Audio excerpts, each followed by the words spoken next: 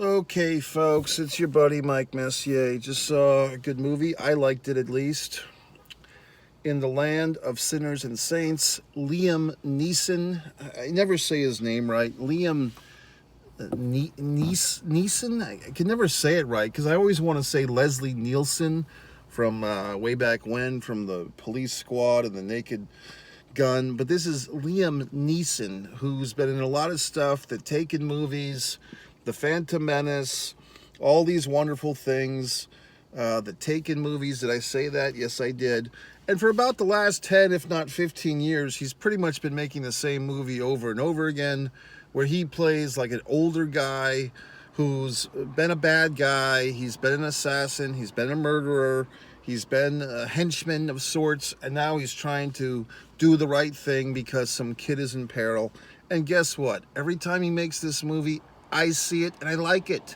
He's making the same movie. Just like AC/DC makes the same album over and over again for the last 35 years. And Liam Neeson makes the same movie. It's taken a variation on a theme.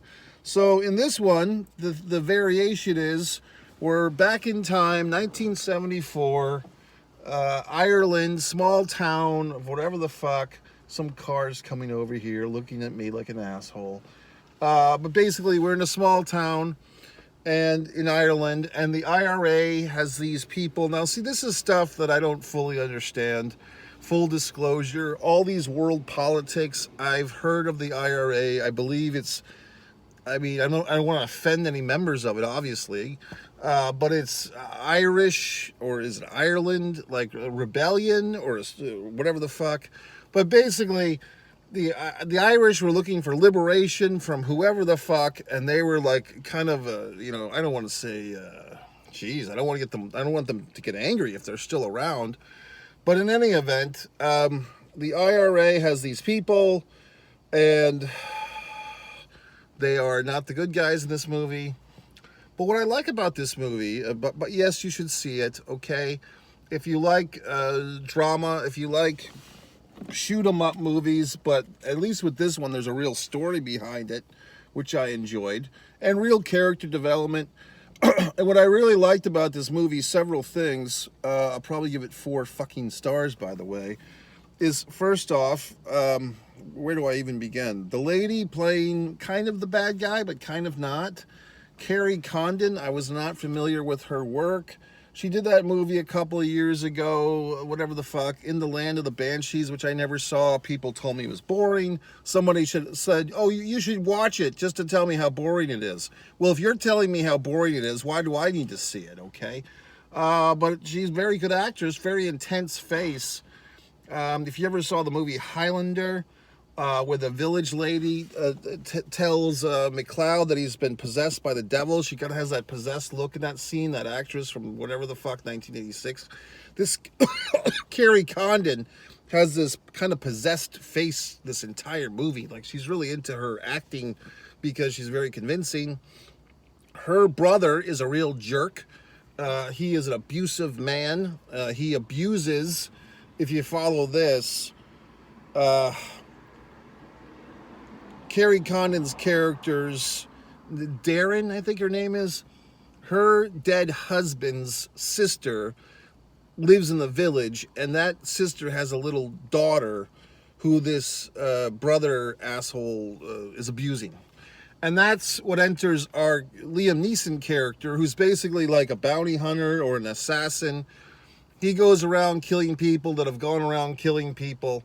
And we kind of have this opening scene where his latest, hit, his assignment, knows that it's coming because that guy's killed people too, and he's begging for mercy. And well, he's not really begging. He's kind of accepted that his death, and he's telling the fucking, our guy here, Liam Neeson's character, hey, look, you should escape this line of work. I got out of it late in life. I try to redeem myself, and I'm going to sing. And now Liam shoots him and he falls into a grave, and he does the really mean thing where, like, you make someone dig their own grave before you shoot them and bury them. You know what I mean? That's intense.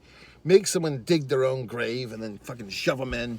So all this dramatic shit, all these assholes who kill people trying to find redemption and sing at the town pub. And what I liked about, another thing I liked about this movie is the shades of gray. You know what I mean? Like in Soul Man, there's not just black and white, there's shades of gray. There's not just red and white, there's shades of pink. In this movie, you know, the bad guys, sometimes they feel guilty that they killed somebody, sometimes they don't. You know, it's one of those deals where like the people kill people, but then they kind of feel bad about it. And so they all feel like they have some motivation, including basically our villainess here, the Carrie Condon character of Darren. She feels like she's fighting for the liberation of Ireland. We're fighting for the liberation of Ireland. God fucking damn it. We're not going anywhere. So she's all, you know, into the cause and all that good stuff. But sometimes she loses sight of her own humanity. And the fucking Liam Neeson guy, what's he fighting for? Well, he's trying to, not to say rectify himself, but he's trying to give his life meaning. Of course, he's got the dead wife thing too. I've discussed this in other films. If you want to kind of make a bad character a human, you say that they have a dead spouse. And, you know, ever since the spouse died, they've been all fucked up about it. So that's why he's become a killer. And an interesting little thing in this movie, early on, some cliches were broken.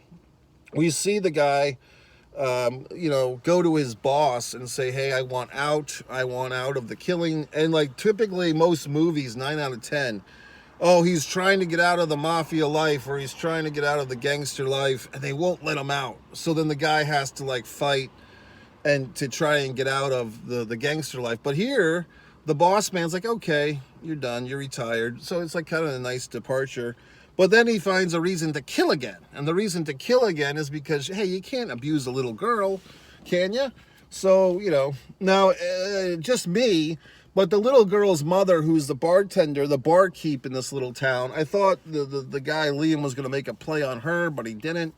The only love interest he seems to have is with this kind of woman who's like holding on because her husband's about to die, but he's not quite dead yet. So she's like, you know, the nosy neighbor, but they kind of have these tinges of romance at times or whatever the fuck. Some good character development. You know, it's a nice small town story. And furthermore, another thing I liked about this movie, the movie takes place in an era with none of these things that I'm using. No smartphones, no cell phones. There's an actual payphone used in the film. There's no goddamn computers in the movie. No, you don't sit there in the movie theater and watch some asshole typing on a laptop with the fucking Apple on the back of it. I hate that. I hate fucking going to a movie, paying money to watch a movie, and some fuck is in the movie on a goddamn laptop computer. That's not cinematic, assholes. I don't like seeing a movie where they're texting. You know, I've referenced this before. 50 Shades of Grey. Movies were the worst, where the characters are texting each other and they put text blurbs on the screen. That's not cinematic, assholes. It's really not, okay? So I like a movie where I guess nowadays, this person just sitting here looking at me, yeah, go away, okay, you fucking weirdo. These days, I guess they have to make movies that take place in different time eras because all of the problems in these films of communications and missed call or whatever the fuck, missed things, now you just text some asshole or whatever the fuck. So, I mean, I think these movies need, I think we might see more of these movies that are taking place in other eras. This one, Love Lies Bleeding, that I just saw, that took place in 1989. This one takes place in 1974. Because the creative challenge with modern day times is every asshole's got a cell phone. And so every solution is, you know, why did you stay there while the killer killed you? You could have called 911. Or why didn't you take a picture of the ghost and then show everybody? Because everyone's got a goddamn smartphone now. So we have to go back in time to previous generations where people didn't have these goddamn phones to make the movies interesting again, okay? So I liked it. Also, I just did, you know, and like I said, Liam Neeson's playing the same character.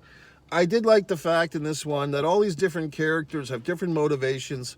Liam is trying to pass on the story that he's learned in the first 10 minutes of the film about finding something to do with your life besides killing people. He's trying to re-teach that lesson, to pay it forward to this fuck, this other guy who's kind of a young, hot-headed killer guy.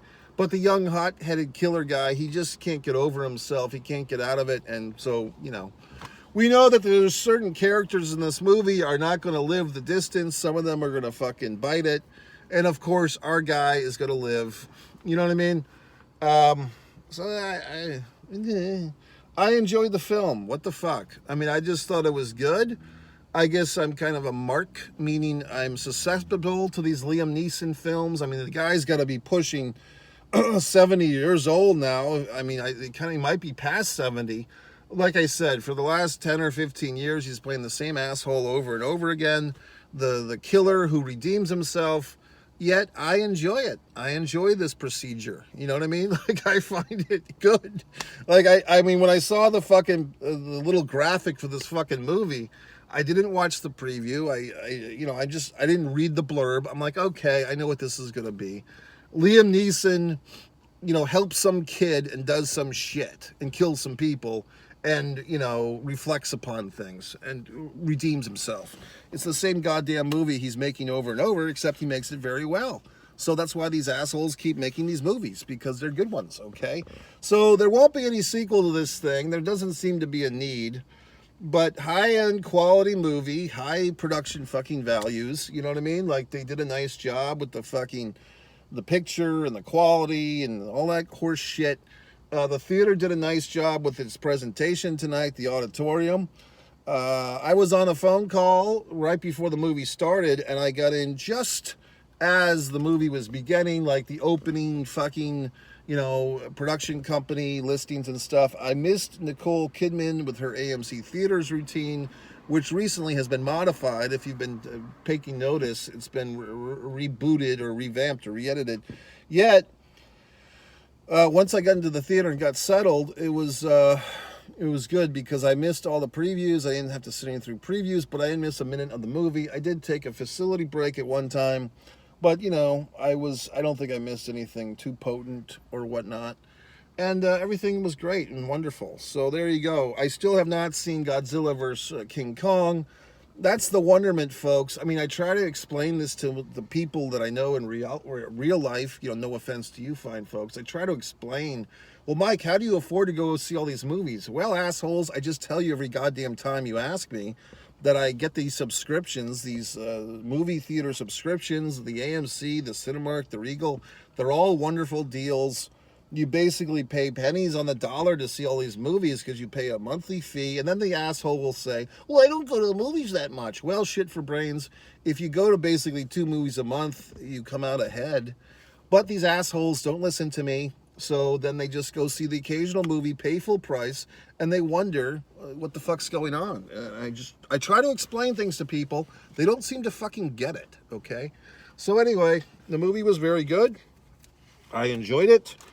No complaints on my end. I thought it was fun. I thought it was good and dramatic and all that happy horse shit. One thing I will bitch about is, but it is one of those deals where, like, the Irish accent's a little tough to understand, isn't it? Like the fucking Irish accent, it's English, but it gets a little heavy, but you can't really do anything because, you don't really want to subtitle the movie because they are speaking English. It's just, and they're doing a good job. If you can't understand what the fuck they're saying in this Irish accent, this brogue accent, then yeah, okay, then they're doing the fine thing. But it's like, at times, I don't know what the fuck they're talking about. And also, some of the history and some of the politics of this stuff, it escapes me. And I give up on trying to figure it out because I don't even think the people involved, either in the movie or in real life, have it all figured out. Similar to world events going on now, folks. I'm not going to go into a political discourse. It's just that these things are so complicated that if you're trying to get a 30-second soundbite out of it, you're not doing the problem justice, because these issues and these grudges and these rivalries are so seeped in history. And this person fucked this one, and this country screwed that one, and these people oppressed these people. It's so intertwined and intertangled. I mean, you could look at it from so many variations.